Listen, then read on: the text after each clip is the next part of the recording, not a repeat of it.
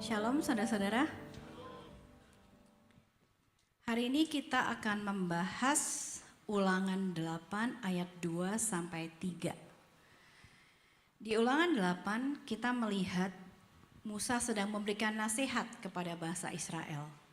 Saat itu mereka sedang berada di akhir perjalanan mereka di padang gurun.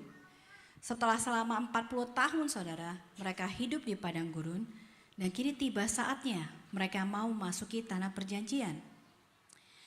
Dan selama di padang gurun hidup mereka sepenuhnya bergantung kepada pemeliharaan Tuhan.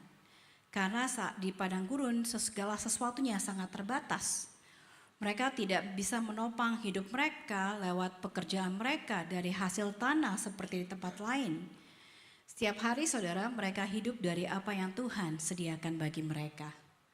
Ketika mereka lapar, Tuhan yang memberikan mereka makan. Ketika mereka haus, Tuhan yang menyediakan air bagi mereka. Dan Tuhan pula yang menuntun langkah mereka agar mereka tidak tersesat. Tetapi hidup yang akan mereka jalani nanti setelah mereka menyeberangi sungai Yordan akan berubah, akan berbeda saudara. Mereka akan tinggal di tanah yang subur. Mereka akan hidup berkelimpahan. Semua yang mereka perlukan untuk menopang hidup mereka sudah tersedia. Dan saat itu mereka tidak akan lagi hidup dari mujizat setiap pagi, tetapi mereka akan hidup dari hasil kerja tangan mereka. Maka sebelum mereka menyeberang sungai Yordan, Musa merasa bahwa dia perlu mengambil waktu untuk mengingatkan orang Israel akan seluruh perjalanan mereka di padang gurun bersama Tuhan. Bagaimana di sana mereka belajar mengenal Tuhan dengan cara yang sangat nyata. Bagaimana mereka mengalami sendiri pemeliharaan Tuhan dan kasih Tuhan yang luar biasa. Saudara, Musa dia nggak mau nanti ketika hidup mereka berubah, ketika makanan tidak lagi menjadi langka, ketika mereka dilimpahi susu dan madu, ketika orang Israel merasa aman dan nyaman, Musa tidak mau bangsa Israel untuk melupakan perjalanan mereka bersama dengan Tuhan di padang gurun. Dia ingin bangsa Israel memahami satu hal yang penting saudara, bahwa ketergantungan kepada Tuhan di masa sulit tidak boleh hilang ketika hidup mereka menjadi lebih mudah. Dan disinilah kita akan melihat bersama di ayat 2-3, Ulangan 8, 2-3, apa yang diingatkan Musa kepada orang Israel. Kita akan baca dulu ayatnya.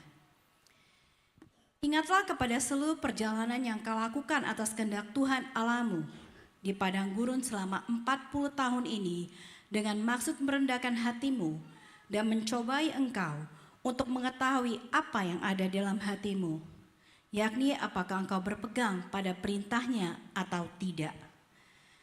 Jadi, ia merendahkan hatimu, membuat engkau lapar dan memberi engkau makan mana yang tidak kau kenal dan juga tidak dikenal oleh nenek moyangmu, untuk membuat engkau mengerti bahwa manusia hidup bukan dari roti saja, tetapi manusia hidup dari segala yang diucapkan Tuhan. Maka hal pertama yang Musa ingin mereka ingat adalah bahwa mereka tidak bisa mengandalkan diri sendiri. Saudara, di padang gurun berulang kali bangsa Israel dibawa Tuhan kepada sebuah keadaan di mana mereka tidak memiliki jalan keluar. Mereka sering menghadapi situasi di mana mereka tidak bisa berbuat apa-apa. Ketika mereka keluar dari Mesir, di depan mereka terbentang Laut Merah yang luas, tapi di belakang mereka ada ribuan tentara Mesir sedang mengejar mereka. Mereka terkepung, mereka terjepit. Mereka nggak bisa maju, tetapi mereka juga nggak mungkin mundur. Kemudian ketika mereka memasuki padang gurun saudara, selama 3 hari mereka tidak mendapatkan air. Dalam keadaan yang sangat haus dan lemas saudara. Di titik akhir kekuatan mereka, akhirnya mereka sampai ke Mara. Di sana mereka menemukan air. Tetapi air yang ada ternyata tidak dapat diminum karena rasanya sangat pahit. Di padang gurun, persediaan makanan mereka pun mulai habis karena mereka nggak bisa bekerja. Mereka nggak bisa bercocok tanam, mereka nggak bisa berburu. Mau bekerja pun mereka nggak bisa. Berkali-kali saudara, Tuhan membawa mereka ke satu titik yang sama, yaitu titik di mana mereka sadar bahwa diri mereka tidak bisa berbuat apa-apa, bahwa mereka tidak bisa mengandalkan diri mereka sendiri.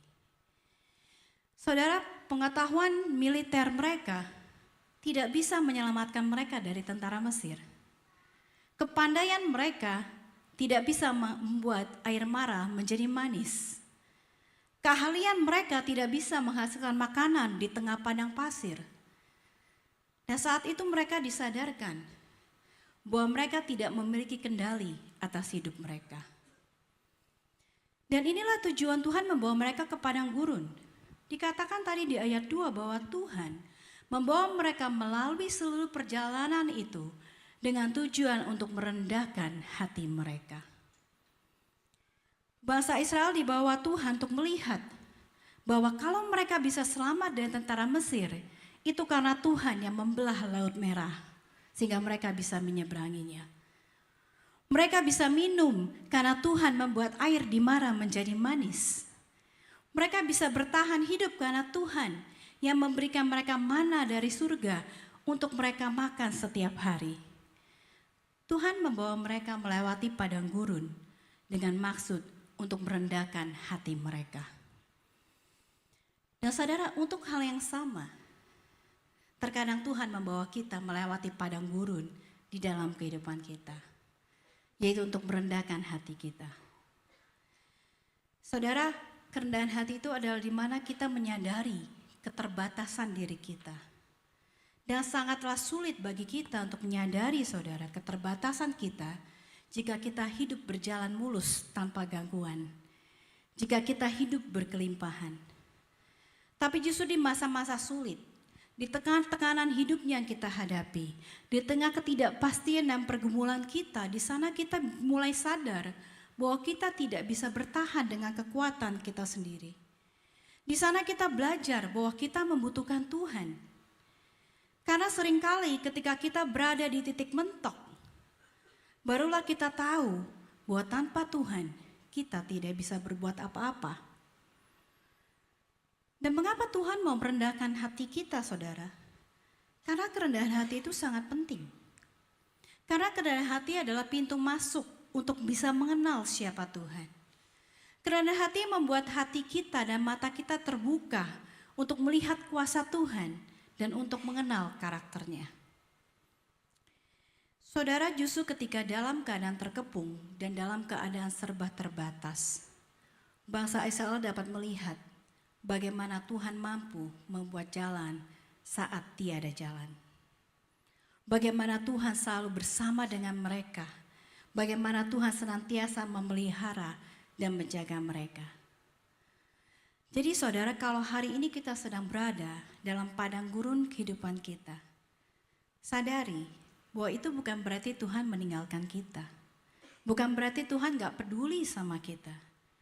Tapi justru Dia dekat dengan kita. Dia senantiasa memelihara kita. Lihat padang gurun kita ini sebagai sebuah kesempatan untuk mengenal Tuhan lebih dalam lagi. Untuk melihat kuasa-Nya. Dan sebagai kesempatan agar kita dibentuk dan kita bisa bertumbuh bersama dengan Dia. Amin, saudara. Hal yang kedua yang diingatkan Musa adalah padang gurun menyingkapkan kepada mereka keadaan hati mereka yang sesungguhnya. Kalau kita kembali ke ayat 2, saudara, Musa mengatakan bahwa Tuhan membawa bangsa Israel ke padang gurun bukan hanya untuk merendahkan hati mereka, tetapi juga untuk mencobai mereka agar mereka mengetahui apa yang ada di dalam hati mereka. Saudara, kata mencobai di sini bukan berarti Tuhan menggoda mereka supaya jatuh ke dalam dosa. Bukan gitu. Tuhan gak seperti itu. Dia gak melakukan hal itu. Yang dimaksud di sini adalah menguji. Bukan untuk mengejatuhkan, bukan untuk menghancurkan, tetapi untuk menyingkapkan. Untuk memperlihatkan kepada kita apa yang selama ini tersembunyi di dalam hati kita. Selama hidup masih nyaman, saudara, banyak hal di dalam diri kita yang kita mungkin gak lihat, gak kelihatan. Tetapi ketika kesulitan datang, ketika tekanan muncul, ketika ada kebutuhan yang tidak terpenuhi, barulah terlihat bagaimana respon hati kita yang sesungguhnya. Dan itulah yang terjadi pada bangsa Israel di padang gurun. Lewat kelaparan mulai terlihat bahwa mereka mudah bersungut-sungut. Melalui kehausan mulai terlihat bahwa mereka orangnya cepat panik dan mudah kehilangan kepercayaan kepada Tuhan. Melalui perjalanan yang melelahkan terlihat bahwa ternyata mereka sering menoleh ke belakang. Mereka membandingkan hidup mereka dengan Mesir yang terasa lebih enak. Terlihat bahwa tidak ada rasa syukur di hati mereka. Bahkan ketika Tuhan memberikan mana, ketika Tuhan sudah berkata dengan jelas kepada mereka, kumpulkan secukupnya untuk hari itu. Tetapi mereka mengumpulkan lebih dari yang diperlukan. Mereka ingin menyimpan, mereka ingin memegang kendali, mereka ingin merasa aman dengan cara mereka sendiri. Di sini kita bisa melihat ketidaktaatan hati mereka. Saudara, ujian tidak membuat mereka menjadi orang yang lebih buruk. Tetapi ujian Tuhan hanya memperlihatkan apa yang memang sudah ada di dalam hati mereka. Dan seringkali kita pun gak jauh berbeda. Ada hal dalam diri kita yang tidak berkenan kepada Tuhan. Sikap kita, cara kita berpikir, cara pandang kita. Tetapi kadang kita gak sadar, saudara. Ketika kita masuk ke situasi yang menekan, barulah semuanya itu muncul di permukaan. Dan seringkali ketika itu muncul, kita lalu bikin banyak alasan untuk menjustifikasikan diri kita. Saya kayak gini ya karena keadaan. Saya marah karena dia duluan yang begitu cari masalah sama saya. Saya bereaksi seperti ini karena saya udah capek. Saya tertekan karena selama ini saya tidak dihargai. Mudah sekali bagi kita untuk menyalahkan keadaan.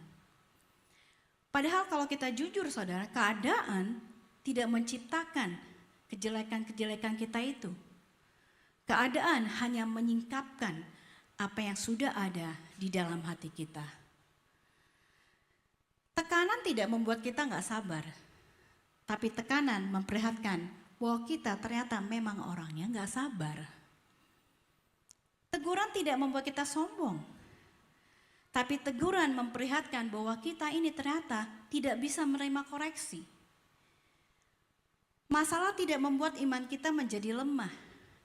Tetapi masalah menunjukkan kepada kita, kepada siapa selama ini kita bersandar. Dan ketika keberadaan kita disingkapkan, saudara, kita terkadang meresponi dengan cara yang salah. Bukannya mengakui kondisi kita sibuk membela diri. Bukannya bertobat, kita sibuk mencari pembenaran. Saudara, kita bertumbuh dan menjadi dewasa bukan karena kita tidak pernah melakukan kesalahan. Bukan saudara, tapi kita bertumbuh karena kita memiliki keberanian untuk mengakui kesalahan kita. Bukan masalah tidak pernah jatuh, tetapi masalahnya apakah kita mau mengakui keadaan kita yang sesungguhnya dan mau membiarkan Tuhan bekerja di dalam kita untuk memperbaikinya. Petrus, dia mengalami hal ini saudara. Ketika Yesus berkata bahwa semua murid nanti akan menyangkal dia, Petrus bilang, sekali-sekali enggak Tuhan. Semua orang boleh menyangkal engkau, tapi aku enggak akan pernah menyangkal engkau. Tetapi ketika ujian itu datang, dia menyangkal Yesus 3 kali. Dan dia melihat sisi dirinya yang tidak pernah dia sadari sebelumnya. Dia melihat ketakutan yang dia miliki. Dia melihat cintanya kepada dirinya sendiri.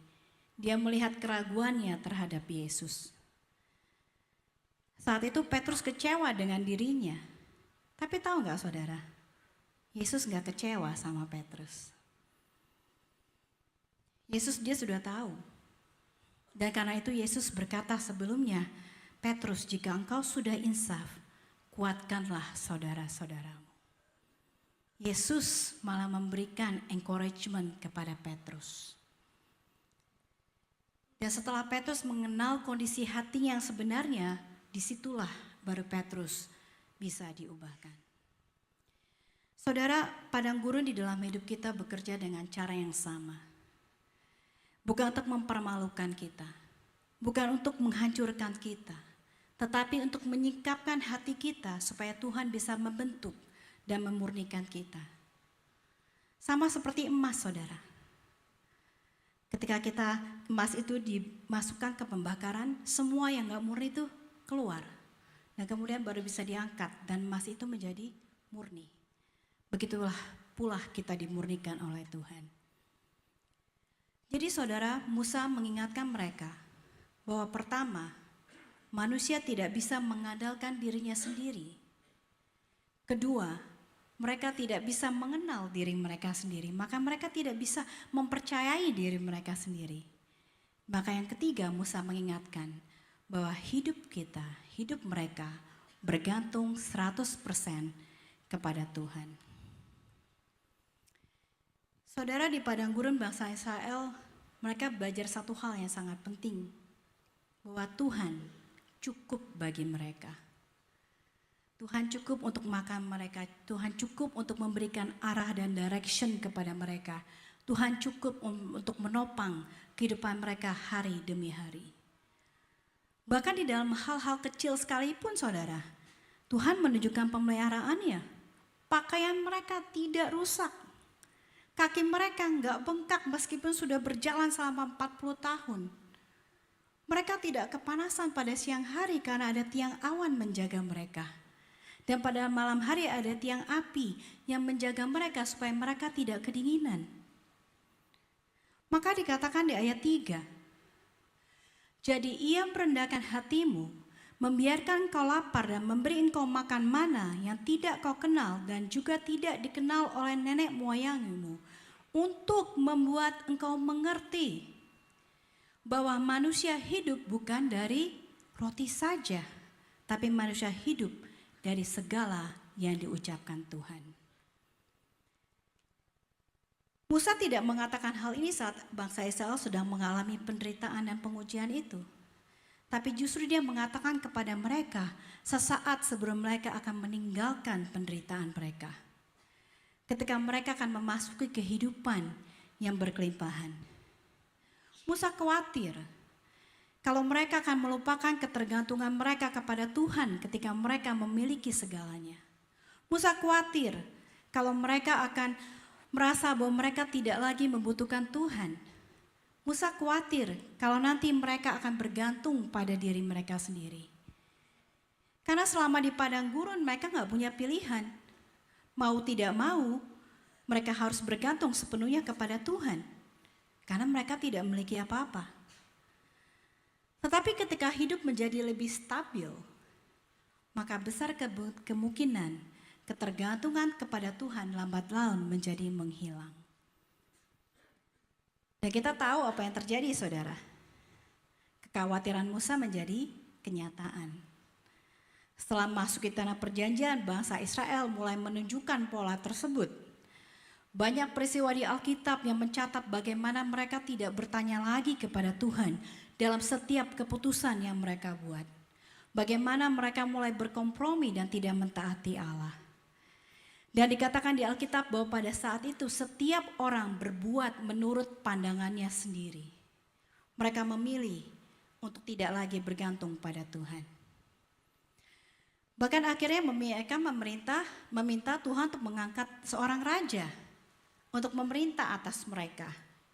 Mereka ingin hidup seperti bangsa-bangsa lain. Mereka ingin memiliki kepastian. Mereka ingin memiliki sistem yang bisa mereka kendalikan.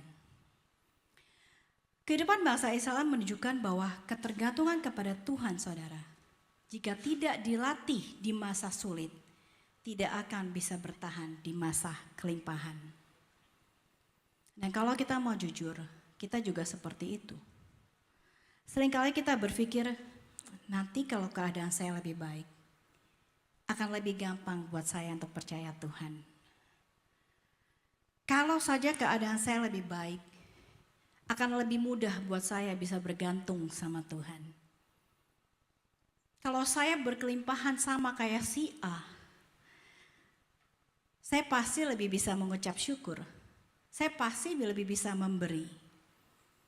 Kalau saya punya pekerjaan yang lebih fleksibel, Saya pasti aktif di gereja. Saya pasti ikut komsel setiap minggu. Tapi tahu nggak saudara?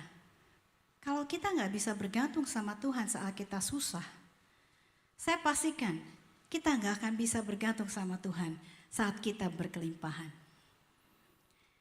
Kalau kita nggak bisa mempercayai Dia di dalam keterbatasan kita nggak akan bisa mempercayai Dia di dalam kelimpahan kita. Kalau kita tidak mengutamakan Dia di dalam keadaan susah kita, terlebih lagi kita tidak akan mengutamakan Dia ketika kita senang.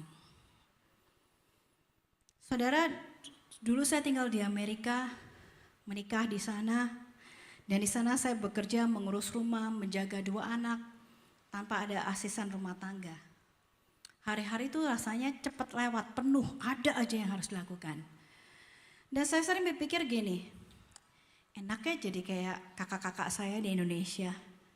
Mereka ada babysitter, ada mbak, ya, ada supir yang bisa membantu mereka. Mereka jadi ibu rumah tangga full time. Mereka jadi bisa punya waktu untuk saat teduh, punya waktu untuk baca Alkitab. Dan saya merasa kesibukan saya membuat saya tuh nggak bisa dekat dengan Tuhan. Karena jangankan saat teduh, mandi aja saya mesti buru-buru. Saya jadi merasa saya ini gampang lelah, gampang emosi, gampang marah. Dan saya mulai menyalahkan situasi saya. Saya pikir seandainya saya punya waktu untuk saat teduh, saya pasti akan lebih sabar. Dan kalau saya lebih sabar, hubungan saya dengan suami saya pasti baik. Pasti nggak ada masalah. Tapi masalahnya di sini bukan saya, masalahnya saya nggak punya waktu untuk saat teduh. Saya ingat waktu itu saya telepon Ibu Lince, cici saya, dan saya cerita. Dia bilang satu hal, jangan salahin keadaan. Kalau kamu nggak belajar meluangkan waktu untuk Tuhan sekarang, sementara kamu tahu kamu butuh, meskipun kamu punya 24 jam dalam sehari, nggak ngapa-ngapain, kamu tetap tidak akan memprioritaskan Tuhan. Saudara, waktu itu saya nggak setuju, saya nggak percaya.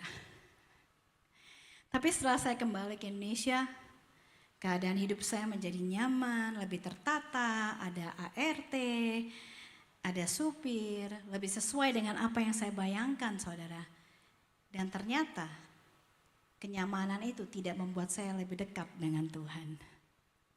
Karena kemudian ada banyak hal lain yang lebih saya utamakan terlebih dahulu daripada waktu saya dengan Tuhan. Jadi ternyata masalahnya bukan di waktu. Masalahnya bukan di keadaan. Masalahnya adalah di hati saya yang tidak pernah mau bergantung pada Tuhan. Saudara, seringkali saat keadaan membaik, fokus kita justru bergeser. Dari awalnya kita menyadari bahwa kita perlu Tuhan, tapi kita mulai bergeser dan mulai bikin alasan. Tuhan kan kasih saya kemampuan berpikir. Tuhan kan kasih saya otak, ya kan? Jadi pakailah. Masa dikit-dikit tanya Tuhan? Mandirilah. Tuhan juga maunya kita mandiri. Tuhan kan yang menemukan saya dengan orang-orang hebat, itu kan juga divine encounter, ya kan? Pasti ada maksudnya. Jadi kalau saya ada apa-apa, saya tinggal minta tolong sama mereka. Nanti kalau udah mentok, baru saya cari Tuhan. Tanpa sadar, saudara, Tuhan bergeser. Yang awalnya menjadi sandaran utama dalam hidup kita, tapi akhirnya menjadi salah satu option.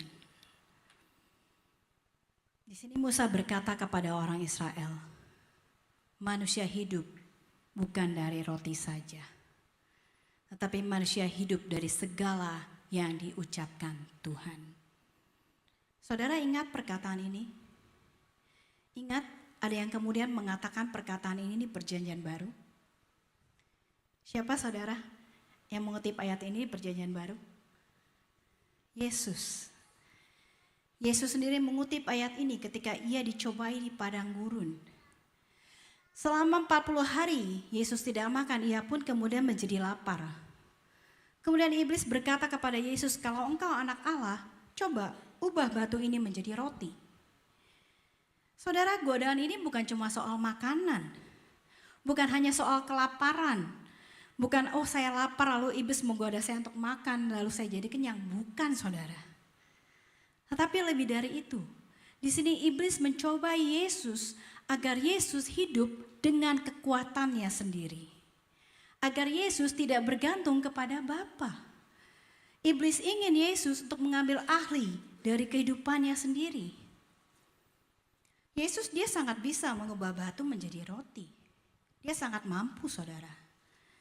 Tapi terlepas dari kuasa yang dia miliki, Yesus memilih untuk taat dan bergantung kepada Bapa. Dia menegaskan bahwa hidupnya tidak dibangun atas kemampuannya sendiri, tetapi dibangun di atas ketaatan firman Tuhan.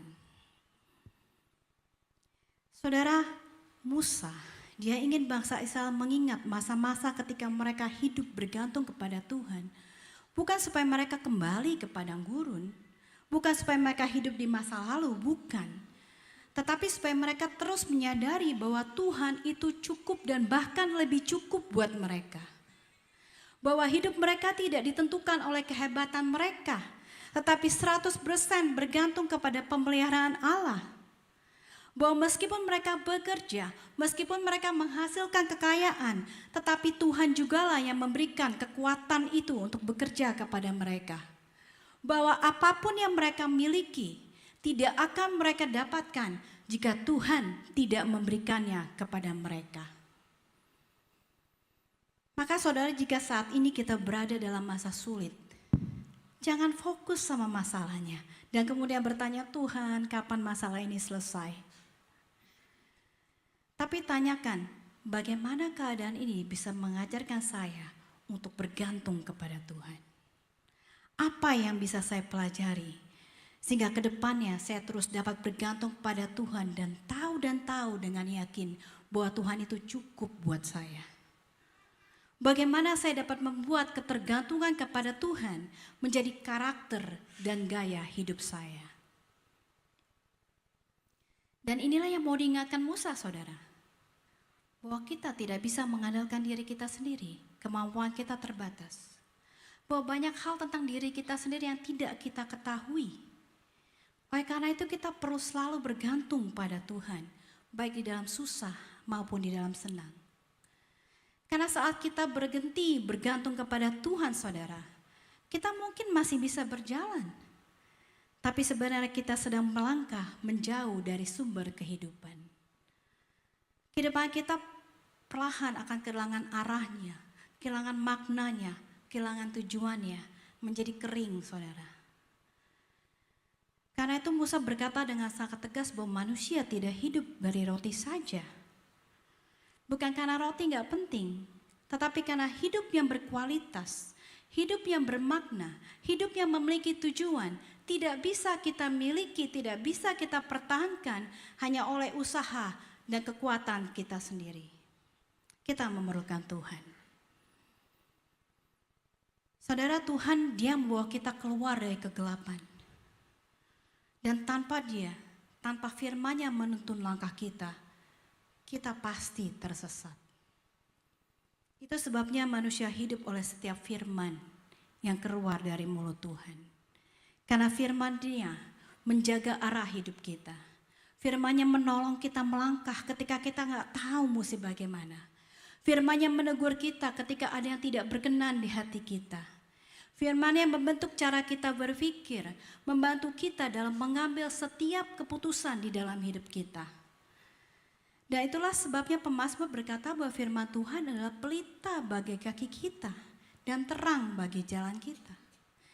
Bukan lampu sorot yang menerangi seluruh masa depan kita, bukan saudara. Tetapi terang yang cukup untuk menerangi langkah kita satu demi satu. Terang yang menunjukkan jalan bagi kita selangkah demi selangkah agar kita tidak salah arah. Dan melindungi kita agar kita tidak tersandung. Saudara, Yesus tidak menyelamatkan kita, Dia tidak mati bagi kita. Supaya kita bisa hidup mandiri tanpa Dia. Bukan itu tujuan Dia mati bagi kita, saudara. Seperti Tuhan berjalan bersama dengan orang Israel di padang gurun.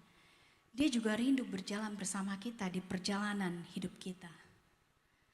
Untuk itulah dia mati bagi kita, agar kita beroleh persekutuan dengan dia. Karena dia tahu saudara, bahwa kita membutuhkan dia setiap saat. Dan puji Tuhan sekarang kita bisa bersekutu dengan dia, karena Roh Kudus ada di dalam kita. Dan firman-Nya sudah diberikan kepada kita saudara. Kita perlu menyadari bahwa firman Tuhan itu bukan sekedar suplemen rohani di tengah-tengah kesibukan kita. Tapi firman Tuhan adalah makanan utama bagi jiwa kita.